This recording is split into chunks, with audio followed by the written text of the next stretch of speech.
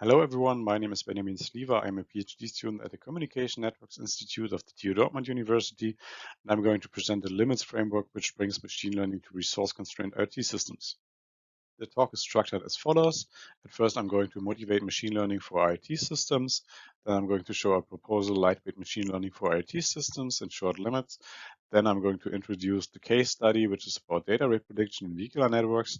And then we're going to consider different features of the limits framework. And finally, validate the code generator of limits. And the talk will be concluded. Machine learning is typically performed using dedicated frameworks which operate in a high-level domain. So here we write high-level code and get model performance indicators, which then allow us to compare the performance of different models and make predictions on new data sets. This is all fine and set.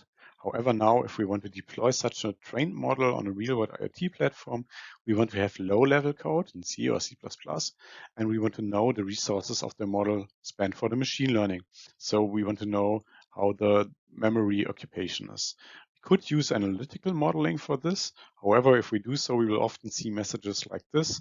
So compilation errors because our model size exceeds the platform capabilities. Why is this the case? It's because the analytical modeling often only considers the variables of the model itself and not the platform capabilities.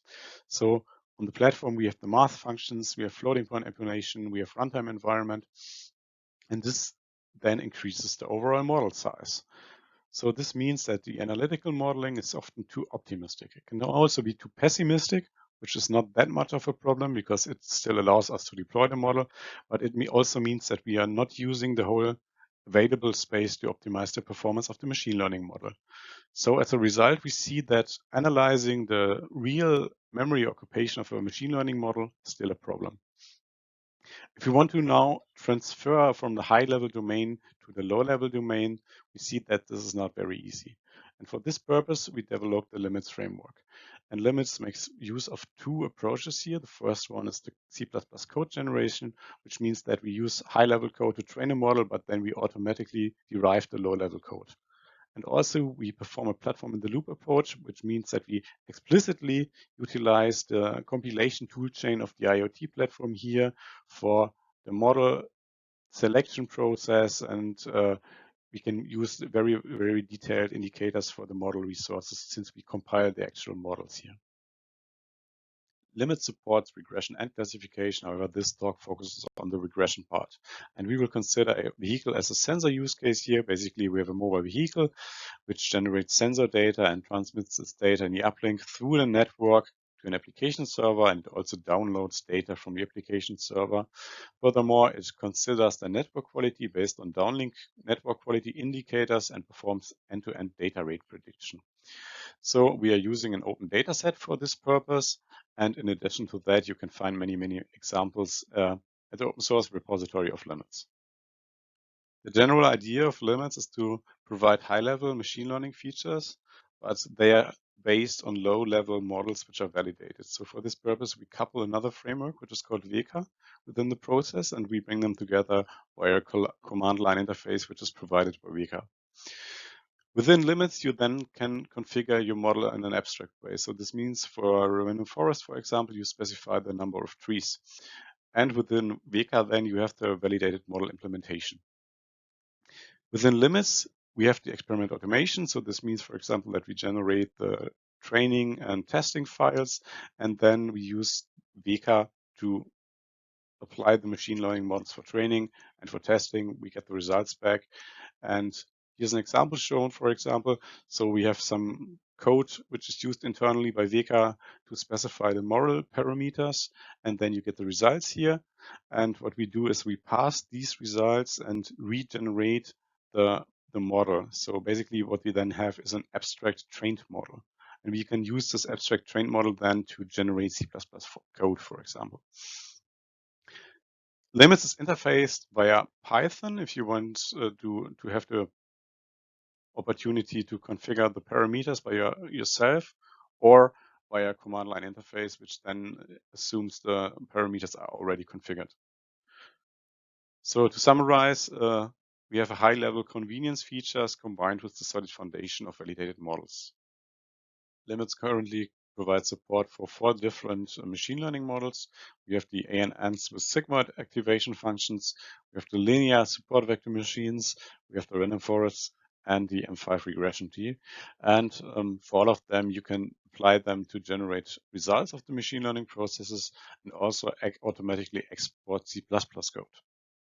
In the following, we consider an example for the command line interface usage.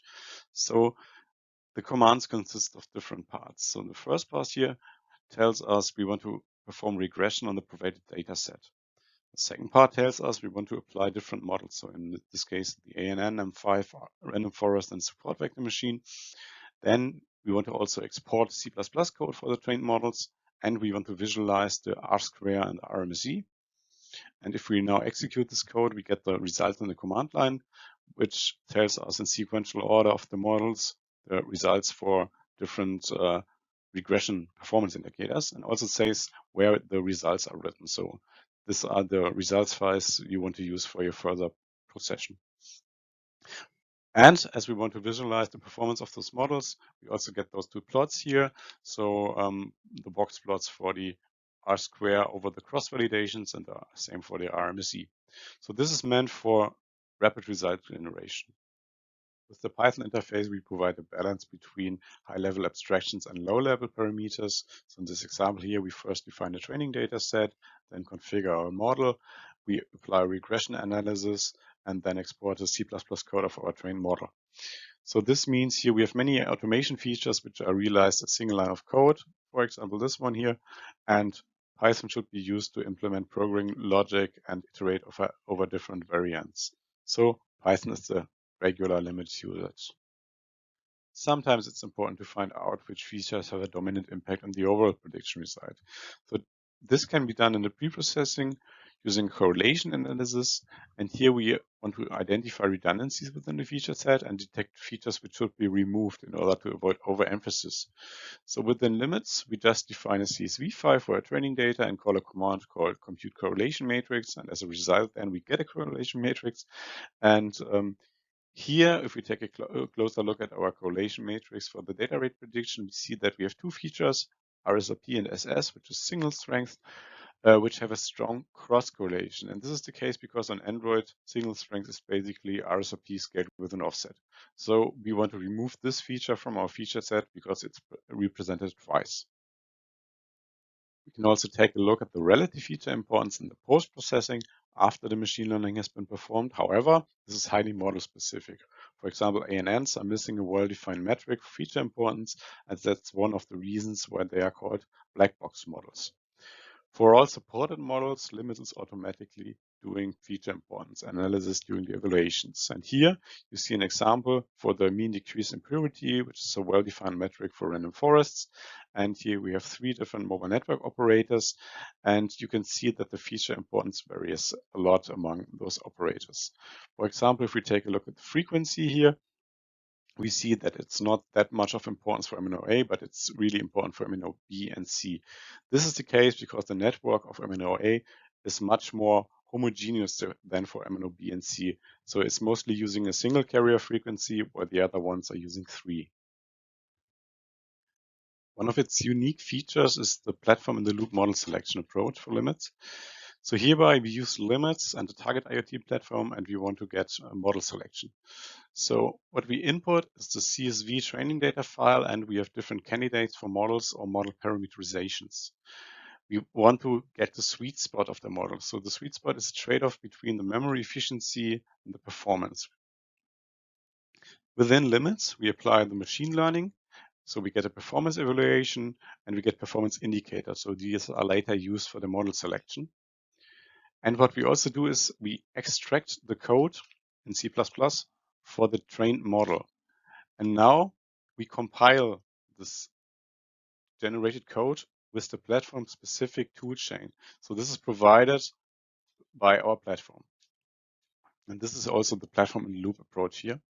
Here's an example shown. Basically, here we have the generated C++ code for a M5 model, and this is then compiled really using the platform toolchain, and you get a compilation result. So here this tells us we use 14% of the program memory space. And so we have the resource constraints of the platform, and what we can do then is the memory inspection part. So basically this means we read this part here and we get an indicator for the memory efficiency. Now as a trade-off between these two, we can also determine the sweet spot of our model. In the following, we use limits to bring machine learning algorithms to 3 different resource-constrained IoT platforms. The first one is the MSP 430 with 16 kilobytes of program memory, which represents the lower end of our considered microcontrollers here, which is an ultra-low power microcontroller. Then we have the Atmega 328 with 32 kilobytes of program memory, which is a really popular platform for the Arduino framework. And finally, we have the ESP32 with even 4 megabytes of program memory. And in addition, the framework is designed highly extensible. So if you require support for another platform, it's quite easy to integrate that. In order to find the platform-specific sweet spot of a random forest prediction model, we consider the number of trees and the maximum tree depth as parameters, and then within limits, we iterate over all these configurations and train machine learning models. For each individual machine learning model, then, we compile the resulting model for all of our platforms. And here we see that these white spaces for MSP and Atmega mean that the model size exceeds the platform resources and cannot be deployed. However, for the ESP, it's able to cover the whole parameter space of the model. So in order to find the sweet spot now, we take this line which separates the white space from the colored space and bring it back to the performance plot. We do this for the MSP and for the Atmega, and then we can pick up our sweet spot as the model which achieves the highest performance but can be deployed on the platform. So we have this for the MSP and we have this for the Atmega, and finally also for the ESP, which is basically just the most complex parameterization. And if we now compare the ESP value with the MSP value, we see that we have certain gains here, which allow us to perform a model selection or also platform selection. However, if we take a look at the parameter space, basically we have 4,500 evaluations, and this raises the question, what's the computational efficiency? How long does it take to make these evaluations? We first consider the offline training time here, and if we take a look at the plot, we see that the tree-based models achieve a very, very high computational efficiency and can be trained very, very fast. Still, for the more complex models like ANN and SVM, we see that the absolute value range is still quite low. This is the case because in IoT, data sets are often quite small in comparison to the huge machine learning domains like image classification. However, we can exploit this property here to iterate over many, many parameter variants, and this then allows us to perform the sweet spot determination. For analyzing the online inference time, then, we deployed the platform-specific sweet spot models to our resource-constrained platforms. For the MSP and the Atmega platform here, we had a ANN model with 3 hidden layers and 12 nodes per hidden layer, and for the ESP, we had a full-grown random forest prediction model. And you can see here that the final prediction choice depends on the application requirements. So basically, if we take a look at the MSP and Atmega here, they apply the same prediction model, but the MSP is not coping very well with the floating points and applies floating point emulation here, which results in a huge offset in the online application time. However, it might be still fine if our application is within these deadlines here. Of course, we wanted to make sure that the generated models behave like the ones internally used by WEKA, and therefore we replayed all evaluations with the generated models. And we consider different performance indicators here. And basically, you can see for all performance indicators, the generated models behave exactly like their corresponding WEKA equivalents.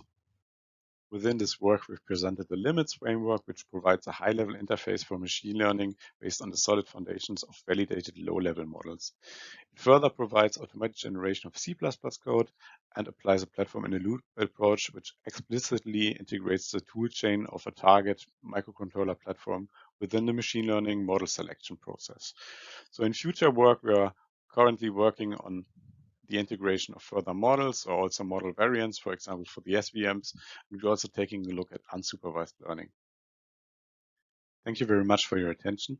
Limits is provided in an open source way, and on the provided repository, you can also find a number of examples which show the end-to-end process of machine learning, deployment of code, and also result visualization.